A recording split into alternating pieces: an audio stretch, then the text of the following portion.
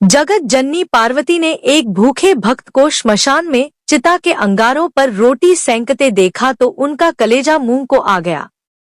वह दौड़ी दौड़ी ओघरदानी शंकर के पास गईं और कहने लगी, भगवन, मुझे ऐसा लगता है कि आपका कठोर हृदय अपने अनन्य भक्तों की दुर्दशा देखकर भी नहीं पसीजता। कम से कम उनके लिए भोजन की उचित व्यवस्था तो कर ही देनी चाहिए। देखते नहीं, वह बेचारा भर्तृहरि अपनी कई दिन की भूख मृतक को पिंड के दिए गए आटे की रोटियां बनाकर शांत कर रहा है। महादेव ने हंसते हुए कहा, शुभे, ऐसे भक्तों के लिए मेरा द्वार सदैव खुला रहता है, पर वह आना ही कहाँ चाहते हैं। यदि कोई वस्तु दी भी जाए तो उसे स्वीकार नहीं करते, कष्ट उठाते रहते हैं। फिर ऐसी स्थिति में तुम ही बताओ मैं क्या करूं। माँ भवानी अचरज से बोली, तो क्या आपके भक्तों को उद्रपूर्ति के लिए भोजन को आवश्यकता भी अनुभव नहीं होती? श्री शिव जी ने कहा, परीक्षा लेने की तो तुम्हारी पुरानी आदत है। यदि विश्वास न हो तो तुम स्वयं ही जाकर क्यों न पूछ लो, परंतु परीक्षा में सावधानी रखने की आवश्यकता है।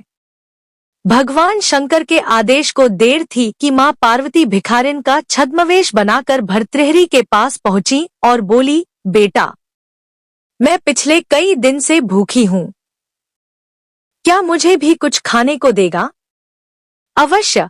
भर्तृहरि ने केवल 4 रोटियां सेंकी थी, उनमें से 2 बुढ़िया माता के हाथ पर रख दी। शेष 2 रोटियों को खाने के लिए आसन लगाकर उपक्रम करने लगे। भिखारिन ने दीन भाव से निवेदन किया, बेटा, इन 2 रोटियों से कैसे काम चलेगा? मैं अपने परिवार में अकेली नहीं हूँ, एक बुढ़ा पति भी है, उसे भी कई दिन से खाने को नहीं मिला है। भर्तृहरि ने वे दोनों रोटियां भी भिखारिन के हाथ पर रख दी। उन्हें बड़ा संतोष था कि इस भोजन से मुझसे से भी अधिक भूखे प्राणियों का निर्वाह हो सकेगा। उन्होंने कमंडल उठाकर पानी पिया, संतोष की सांस ली और वहां से उठकर जाने लगे। तभी आवाज सुनाई दी, वत्स, तुम कहाँ जा रहे हो? भर्तृहरि ने पीछे मुड़कर देखा, माता पार्वती दर्शन देने के लिए पधारी हैं। माता बोली, मैं तुम्हारी साधना से बहुत प्रसन्न हूँ, तुम्हें जो वरदान मांगना हो मांगो। प्रणाम करते हुए भर्तृहरि ने कहा, अभी तो अपनी और अपने पति की क्षुधा शांत करने हेतु मुझसे रोटियां मांग कर ले गई थी। जो स्वयं दूसरों के सम्मुख हाथ फैलाकर अपना पेट भरता है वह क्या दे सकेगा? ऐसे भिखारी से मैं क्या मांगू? पार्वती जी ने अपना असली स्वरूप दिखाया और कहा, मैं सर्वशक्तिमान हूँ, तुम्हारी परदुहक कातरता से बहुत प्रसन्न हूँ, जो चाहो सो वर मांगो। भर्तृहरि ने श्रद्धा पूर्वक जगदम्बा के चरणों में सिर झुकाया और कहा, यदि आप प्रसन्न हैं तो यह वर दे कि जो कुछ मुझे मिले उसे दीन दुखियों के लिए लगाता रहे और अभावग्रस्त स्थिति में बिना मन को विचलित किए शांत पूर्वक रह सकूं।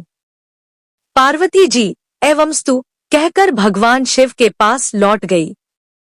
त्रिकालदर्शी शंभु यह सब देख रहे थे। उन्होंने मुस्कुराते हुए कहा, भद्रे, मेरे भक्त इसलिए दरिद्र नहीं रहते कि उन्हें कुछ मिलता नहीं है, परंतु भक्ति के साथ जुड़ी उदारता उनसे अधिकाधिक दान कराती रहती है और वे खाली हाथ रहकर भी विपुल संपत्तिवानों से अधिक संतुष्ट बने रहते हैं।